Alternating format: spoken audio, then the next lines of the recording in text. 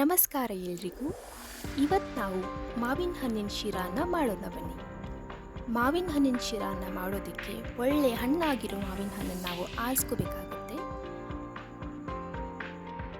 ಮಾವಿನ ಹಣ್ಣಿನ ಶಿರಾ ಮಾಡೋದಕ್ಕೆ ಬೇಕಾಗುವ ಪದಾರ್ಥಗಳನ್ನ ನೋಡೋಣ ಬನ್ನಿ. 1 ಕಪ್ ಸಕ್ಕರೆ ತಗೊಂಡಿದ್ದೀನಿ, ಸ್ವಲ್ಪ ನೀರು ಬೇಕಾಗುತ್ತೆ. 2 ಕಪ್ಪು ರವಾನ ತಗೊಂಡಿದ್ದೀನಿ.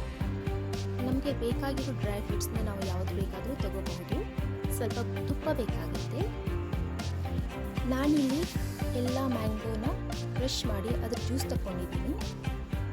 ಬನ್ನಿ ಹಾಗಾದರೆ ಇವಾಗ ಮಾವಿನ ಹಣ್ಣಿನ ಶಿರಾನ ಮಾಡೋಣ. ಮೊದಲಿಗೆ ಒಂದು ಕಡಾಯಿ ತಗೊಂಡು ಅದರಲ್ಲಿ ನಾನು ತುಪ್ಪನ ಹಾಕಿದ್ದೀನಿ. ಆ ತುಪ್ಪದಲ್ಲಿ ಎಲ್ಲ ಡ್ರೈ ಫ್ರೂಟ್ಸನ್ನ ಚೆನ್ನಾಗಿ ಫ್ರೈ ಮಾಡ್ಕೋಬೇಕಾಗುತ್ತೆ.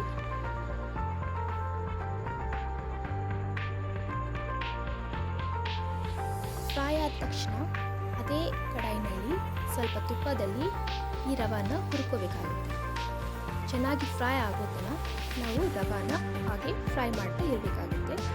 ಮಾವಿನ ಹಣ್ಣಿನ ಸೀಸನ್ನಲ್ಲಿ ಬೇರೆ ಬೇರೆ ರೀತಿಯ ರೆಸಿಪಿನ ಟ್ರೈ ಮಾಡ್ತಾ ಇರ್ತೀವಿ. ಇವತ್ತು ಮಾವಿನ ಹಣ್ಣಿನ ಶಿರಾ ಹೇಗಾಗುತ್ತೆ ನೋಡೋಣ.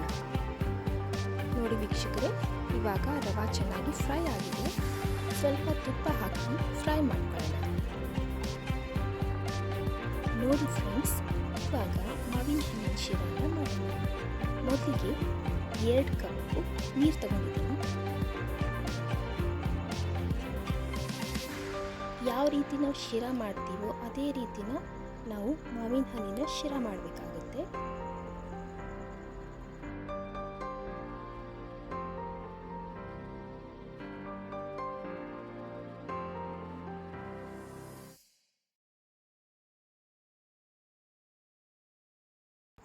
ಇದರಲ್ಲಿ ಇವಾಗ ನಾವು 2 ಕಪ್ ಸಕ್ಕರೆನ ಹಾಕ್ಕೊಳ್ಳೋಣ. ನೀವು ಎಷ್ಟು ಸ್ವೀಟ್ ಇಷ್ಟಪಡ್ತೀರಾ ಅಷ್ಟು ನಾವು ಸಕ್ಕರೆನ ಹಾಕ್ಕೋಬೇಕಾಗುತ್ತೆ. ನಂತರ ಇವಾಗ ನಾವು ತುಪ್ಪದಲ್ಲಿ ಫ್ರೈ ಮಾಡ್ಕೊಂಡಿರೋ ರವಾನ ಇದರಲ್ಲಿ ಹಾಕಿ ಚೆನ್ನಾಗಿ ಮಿಕ್ಸ್ ಮಾಡಿ ಇವಾಗ 2-3 ನಿಮಿಷ ಸ್ವಲ್ಪ ಮುಚ್ಚಿಟ್ರೆ ಚೆನ್ನಾಗಿ ಬೇಯುತ್ತೆ.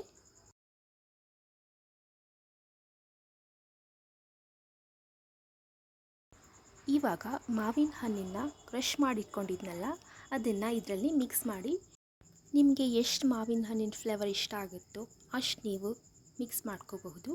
ನಾನಿಲ್ಲಿ 2 ಕಪ್ ಹಾಕ್ತಾಯಿದ್ದೀನಿ. ಇವಾಗ ಮಾವಿನ ಹಣ್ಣಿನ ಸೀಸನ್ ಇದೆ, ಸೊ ಎಲ್ಲರೂ ಟ್ರೈ ಮಾಡಿ ನೋಡಿ ಹೇಗಾಗುತ್ತೆ ಅಂತ ಕಮೆಂಟ್ ಮಾಡಿ ಹೇಳಿ. ಇನ್ನೊಂದು ಬೌಲ್ ನಾವು ಮಾವಿನ ಹಣ್ಣಿನ ಜ್ಯೂಸ್ನ ಮಿಕ್ಸ್ ಮಾಡ್ಕೊಳ್ಳೋಣ.